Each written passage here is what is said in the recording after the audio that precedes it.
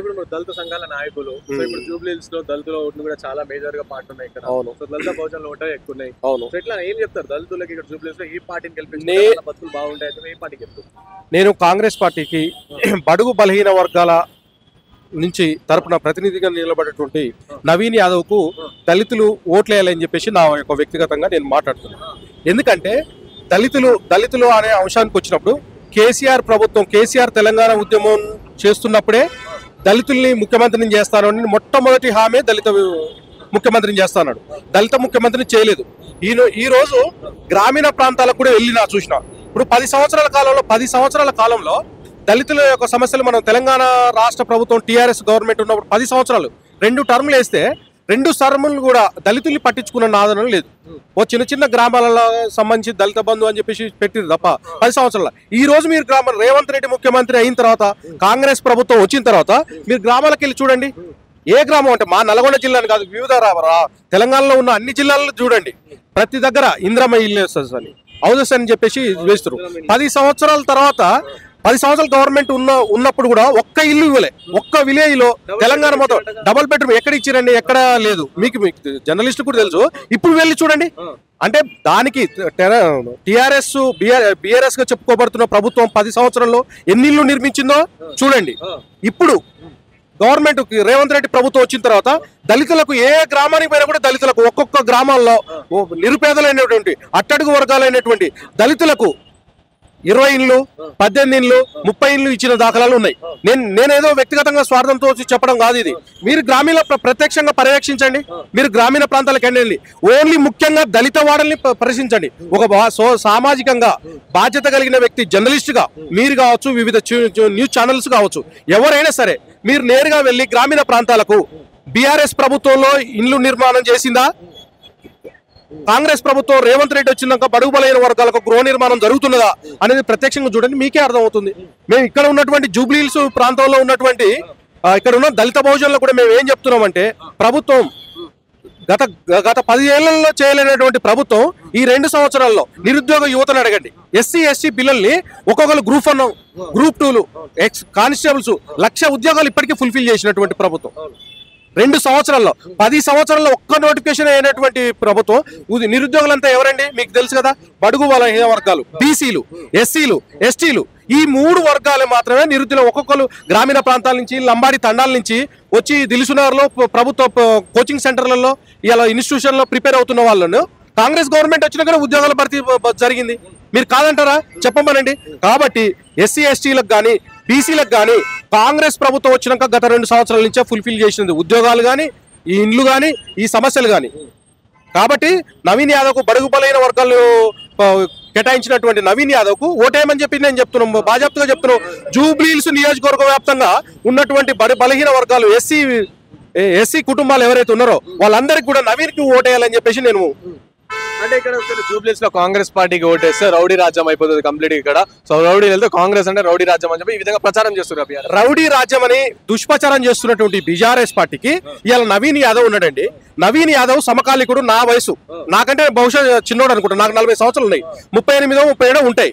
ఈ 37 సంవత్సరాల్లో అతని మీద ఏవే FIR కేసులు ఉన్నాయి? ఇప్పుడు రౌడీ అంటున్నారు కదా.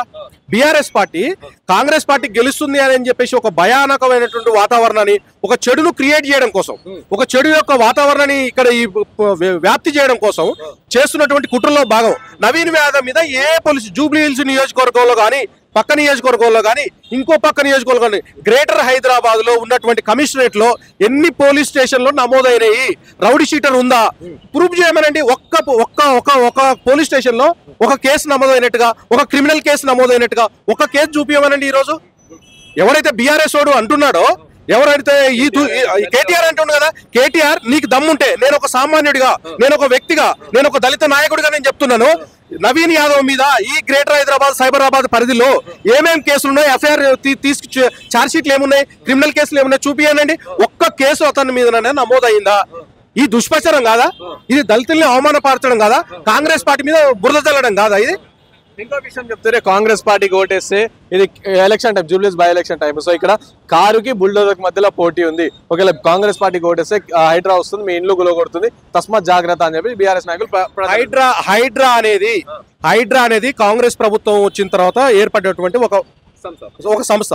ఈ సంస్థలో హైదరాబాద్ లో భూ ఆక్రమణలకు గురవుతున్నాయని, భూ ఆక్రమణలు చెరువు FTL ఏదైతే ఉందో ఆ చెరువుల కింద కబ్జాలు అయినట్టు వాటి మాత్రం నీతిగా నిజాయితీగా కాంగ్రెస్ వాళ్ళు ఉండని, టీఆర్ఎస్ వాళ్ళు ఉండని, బడాబాబులు ఉండని, బూర్జువాలు ఉండని ఎవరున్నా కూడా ఇది చేయాలని చెప్పేసి ఒక సిన్సియర్ ఆఫీసర్ అండి హైడ్రా కమిషనర్ రంగనాథ్ గారు. వెరీ సిన్సియర్ ఆఫీసర్ ఆయన చూడండి, వాళ్ళ లెక్క బీఆర్ఎస్ ప్రభుత్వం లెక్క కబ్జాలు చేయలే, గుండాలు చేయలే. కిరాయికి ఉండేటోళ్లకు 12 కోట్లు పెట్టి ఇల్లు ఎక్కడి నుంచి కట్టుకున్నారు? కవిత గారు గత ఇంటర్వ్యూలో ఒక జర్నలిస్ట్గా మాకు ఇల్లే లేదండి అన్నది. నేను బ్యూటీ పార్లర్ నడుపుకుంటున్నాను, మాకు ఇల్లు ఉంది, అపార్ట్మెంట్ లో ఉంటున్నాను అన్నది. ఇవాళ 12 కోట్లు 15 కోట్ల నుంచి ఎక్కడి నుంచి వచ్చాయి? 10 ఏళ్ల కాలంలో 12 కోట్లు పెట్టి ఒక ఇల్లు కట్టుకోవడానికి 1000 కోట్లు ఎక్కడి నుంచి వచ్చినాయి? సంతోష్ రావుకి ఎట్లా వచ్చినాయి? కేటీఆర్కి ఎట్లా వచ్చినాయి? ఇదంతా తెలంగాణ సమాజానికి తెలియదా? ఇప్పుడు కాంగ్రెస్ ని ఏమంటే బురద చల్లుతున్నారు. ఇది 10 ఏళ్ల కాలంలో టిఆర్ఎస్ లో ఈ 1000 కోట్లు ఎక్కడి నుంచి వచ్చాయి? మద్యం కుంభకోణంలో ఢిల్లీ స్థాయిలో ఈ సమాజం అంతా చూస్తుంది, తెలంగాణ సమాజం అంతా చూసింది కదా. ఎక్కడి నుంచి వచ్చినాయి 1000 కోట్లు? చెప్పమనండి, వాళ్ళే చెప్పమనండి. నవీన్ యాదవ్ రౌడీ అని ఒక బురద చల్లుతున్నారు. నవీన్ యాదవ్ మీద ఎన్ని కేసులు ఉన్నాయి? ఎన్ని క్రిమినల్ కేసులు ఉన్నాయి? ఎన్ని కేసులు ఆరోపణలు ఉన్నాయి? ఎన్ని కేసుల్లో ఆయన రుజువైంది? న్యాయస్థానంలో రుజువైంది? చెప్పమనండి. బహిరంగ చర్చకు రమ్మనండి. సో ఇంకోటి, కాంగ్రెస్ పార్టీకి ఒకవేళ గెలిపిస్తే మాత్రం ఇక్కడ జూబ్లీస్ లో సో కంప్లీట్ గా ప్రజలు ఇబ్బందులు పడాల్సిన పరిస్థితి వస్తుంది. అండ్ అలా కాంగ్రెస్ పార్టీ దగ్గర ఇప్పుడు రాష్ట్రం సీఎం మొన్ననే చెప్పిండు రేవంత్ రెడ్డి గారు, సో డబ్బులు లేవు రాష్ట్రం దగ్గర, సో అప్పులు ఉన్నాయి కుప్పగా, మొత్తం అప్పులు కుప్పగా అయింది, సో టైం పడుతుంది మెల్లగా. సో ఇట్లా రాష్ట్రం దగ్గర పైసలు లేవు, మీకు ఏం అభివృద్ధులు ఉన్నాయి, సో అన్ని ఆగిపోతాయి అభివృద్ధి పథకాలు అని చెప్పేసి కూడా చెప్తారు బీఆర్ఎస్ వాళ్ళు.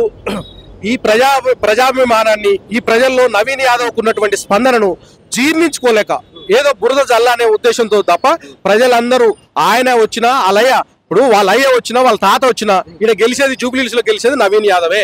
బడుగు బలహీన వర్గాలు ఆయన మీద రౌడీ అని, గూండా అని రకరకాలైనటువంటి ఆరోపణలు చేస్తున్నారు తప్ప అవి ఒట్టి శుద్ధ మాటలు. ఒక్క ఓటు కూడా ఇప్పుడు ఇక్కడ అనేది ఇప్పుడు ఈ హైదరాబాద్ ఇక్కడ జూబ్లీహిల్స్ నియోజకవర్గం కాదు, సైబరాబాద్ కమిషనరేట్ లో ఏమేమి పోలీస్ స్టేషన్ లో ఎన్ని ఎఫ్ఐఆర్లు ఉన్నాయి, ఎన్ని ఎఫ్ఐఆర్లు పడ్డదని చెప్పి బహిరంగ చర్చకు రెడీ. నేను మాట్లాడుతున్నా కదా. బాకీ కార్డులు వస్తారు బీఆర్ఎస్ నాయకులు, కాంగ్రెస్ పార్టీ ఎన్ని హామీలు బాకీ ఉన్నది మనకి, ఇవన్నీ కూడా అడుగుతాయి అని చెప్పి బాకీ కార్డులు వాళ్ళు హామీలన్నీ ఏం చేసిరు? 10 సంవత్సరాల్లో తెలంగాణ సమాజం చూసిందా లేదా? తెలంగాణ సమాజంలో 3 ఎకరాలు భూమి ఇస్తున్నారు, ఎక్కడ ఇచ్చిర్రు? దళిత బంధు ఉన్నది, దళిత బంధు ఇచ్చారా? ఏ గ్రామీణ ప్రాంతాలు ఇప్పుడు ఇక్కడ ప్రచారంలో ఇప్పుడు జూబ్లీహిల్స్ నియోజకవర్గంలో కాంగ్రెస్ పార్టీ అభ్యర్థిని ప్రచారం చేస్తూ అంతా గ్రామీణ ప్రాంతాల నుంచి వచ్చిన వాళ్ళే. ఎమ్మెల్యేలకు కొంతమంది డివిజన్లు ఇచ్చారు. మా ప్రాంతం నుంచి కూడా మా గౌరవ శాసనసభ్యులు మందుల సామీల్ గారు కూడా డోర్ టు డోర్ తిరుగుతున్నాడు. ఆ నియోజకవర్గంలో తుంగతుర్తి నియోజకవర్గంలో ఒక్క ఇల్లు ఇవ్వలే, డబుల్ బెడ్రూమ్ అనేది అసలు లేనే లేదు, ఒక్కటి కూడా లేదు. ఇసుక మాఫియా అండి మొత్తం తుంగతుర్తి నియోజకవర్గం మొత్తం ఇసుక మాఫియానే. కేసులైనాయి వాళ్ళు మొత్తం లారీలలో. మామూలుగా సహజ వనరులు అన్ని అక్కడ తుంగతుర్తి పోతుంటే జాజిరెడ్డిగూడెం అని చెప్పేసి ఒక ఫ్లైఓవర్ వస్తుంది. అక్కడ రోజుకు పొద్దున్న లేస్తే 100 లారీలు. హైదరాబాద్ కు వచ్చిన ప్రతి ఒక్క ఇసుక ప్రాంతం అది తుంగతుర్తి నియోజకవర్గం వచ్చి వచ్చింది. దాని మీద మా శాసనసభ్యులు గారు ఎప్పుడైతే కాంగ్రెస్ గవర్నమెంట్ లో మొన్న గెలిచిండో ఒక్క లారీ కూడా రాలేదు. ఇప్పటికి కూడా అధికారులందరికీ ప్రెస్ మీట్ పెట్టి ఎమ్మెల్యే కాగానే మా గౌరవ శాసనసభ్యులు ఒక బడుగు బలైన వర్గాల ఆశాజ్యోతి సామాన్య కుటుంబం నుంచి వచ్చినటువంటి ఒక ఎస్సీ నేత అతన్ని వచ్చిన తర్వాత చెప్పేసి కాంగ్రెస్ గవర్నమెంట్ లో వచ్చిన కాంచెలి నేను ఒక్క ఇసుక కూడా రైతుల నుంచి తీసుకెళ్ళను అని చెప్పేసి మెసేజ్ ఇచ్చిండు. ఈ రోజు వరకు లేదు. టిఆర్ఎస్ ప్రభుత్వంలో బీఆర్ఎస్ ప్రభుత్వంలో రోజుకు 100 లారీలు, కమిషన్లు, లక్షల కోట్ల టర్న్ ఓవర్ అయ్యి కాంగ్రెస్ ప్రభుత్వం వచ్చిన తర్వాత ప్రజలు చాలా గ్రామీణ ప్రాంతాల్లో కానీ పట్టణ ప్రాంతాల్లో కానీ చాలా సంతోషంగా ఉన్నారు. గ్రామీణ ప్రాంతాల్లో ఇల్లు లేని నిరుపేదకు ఇలా ఇల్లు ఇచ్చింది.